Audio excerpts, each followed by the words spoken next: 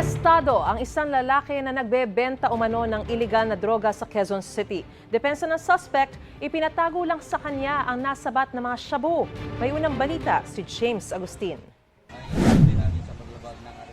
Timbog sa drug bypass operation ng pulisya ang isang construction worker sa Barangay Batasan Hills, Quezon City. 3 araw daw nagsagawa ng surveillance sa mga pulis matapos makatanggap ng impormasyon kaugnay sa transaksyon ng sospek.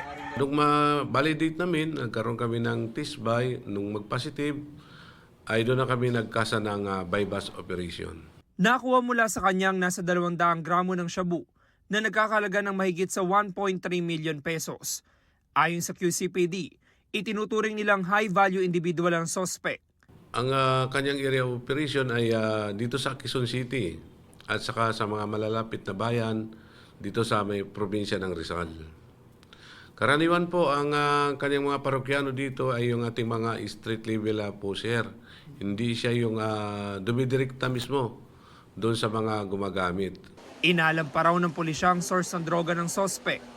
Napag-alaman natin na ang modus ng ating suspect ay minsan ay nilalagay niya sa loob ng mga appliances, yung mga handy lang, o di kaya sa mga plastic bag or paper bag para mai-conceal niya yung totoong operasyon na kanyang ginagawa. Itinanggi ng sospek na nagbebenta siya ng droga.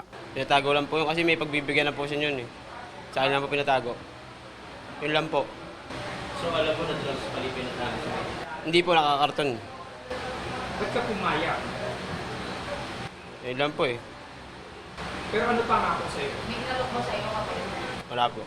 Maharap ang sospek sa reklamong paglabag sa Comprehensive Dangerous Drugs Act.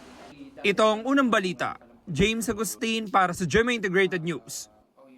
Mga kapuso, para una ka sa mga balita, mag-subscribe sa GMA Integrated News sa YouTube. Sa mga kapuso abroad, subaybayan niyo po kami sa GMA Pinoy TV at sa www.gmanews.tv.